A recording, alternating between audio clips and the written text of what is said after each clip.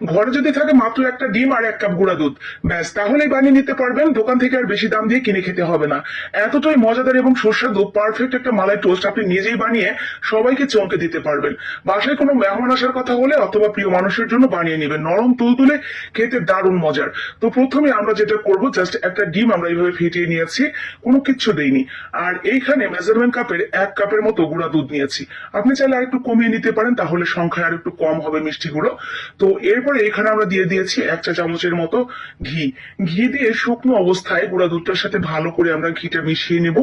মেশানো হয়ে গেলে ওই যে আমরা প্রথমে ডিমটা রেখেছিলাম ফেটিয়ে, তো সেই ডিমটার অল্প অল্প ব্যাটার দিয়ে দিয়ে সুন্দর একটা ডো তৈরি করে নেব। মেজারমেন্ট কাপের 1 কাপ গুঁড়া দুধের জন্য একটা ডিমই যথেষ্ট।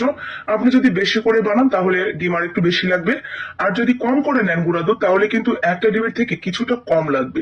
তাই অল্প অল্প করে দিয়ে ঠিক এইভাবে ডোটা বানিয়ে নেবেন।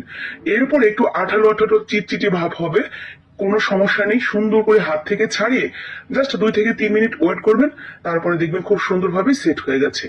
এরপরে হাতটা সুন্দর করে ক্লিন করে নিয়ে হাতে আবার একটু ঘি মেখে আগে থেকে একটা চামচ দিয়ে ভাগ ভাগ করে নেবেন।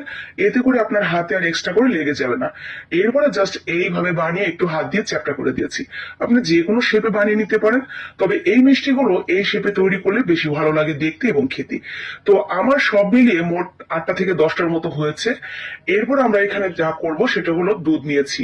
তো আমি এখানে হাফ কেজি দুধ নিয়েছি, গরুর দুধ। আগে থেকে একটু জাল করা ছিল, আবারও জাল করে নেব খুব ভালো করে। সাথে জাস্ট একটা এলাচ আর স্বাদ অনুযায়ী চিনি দিয়ে দিবেন। আপনি যতটুকু মিষ্টি খেতে চান সেই অনুসারে চিনি দিয়ে দিবেন। আমি বড় চামচের 1 চামচ আর সামান্য একটু বেশি দিয়েছি। ফুটে উঠলে দুধটা ভালো মতো, এরপরে আমরা সেই মিষ্টিগুলো দিয়ে দিব। মিষ্টিগুলো দিয়ে তেমন কোনো কাজ নেই, তবে চুলার দিক থেকে কিন্তু সরা যাবে না। একাধারে যদি ঘরে বসে মোবাইল দেখতে থাকেন, এদিকে কিন্তু নষ্ট হয়ে যাবে। তাই চুলার পার থেকে না সরে মোবাইলের দিকে মনোযোগ দেওয়া যাবে না।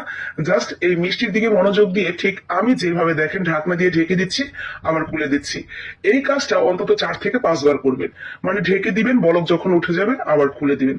বলেন তো কেন করছি এটা? এটার কারণ এইভাবে বারবার করলে এটা ফ্লাফি হবে।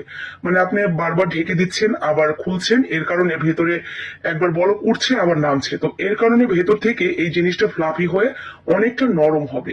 তো এইভাবে 4-5 বার করার পর আর করতে হবে না। এরপরে ঢাকনা খুলে জাস্ট জাল করতে থাকবেন। জাল করতে করতে দেখবেন আপনি যে সাইজের মিষ্টিগুলো তৈরি করেছিলেন তার থেকে 3 ডাবল বড় হয়ে গেছে। এত বড় বড়, একদম রসগোল্লার মতো বড় বড় হয়ে যাবে। আর এটা অনেকটা সুন্দর রস খেয়ে মোটা মোটা হয়ে যাবে। ঠিক এইরকম যখন হবে তখন চুলার আঁচটা লো করে দিয়ে আরো কিছুক্ষণ রান্না করে নেবেন। এরপরে একদম গামাখা গামাখা হয়ে আসলে এটা নামিয়ে এক সাইডে রেখে দিবেন ঠান্ডা হয়ে যাওয়ার জন্য। তো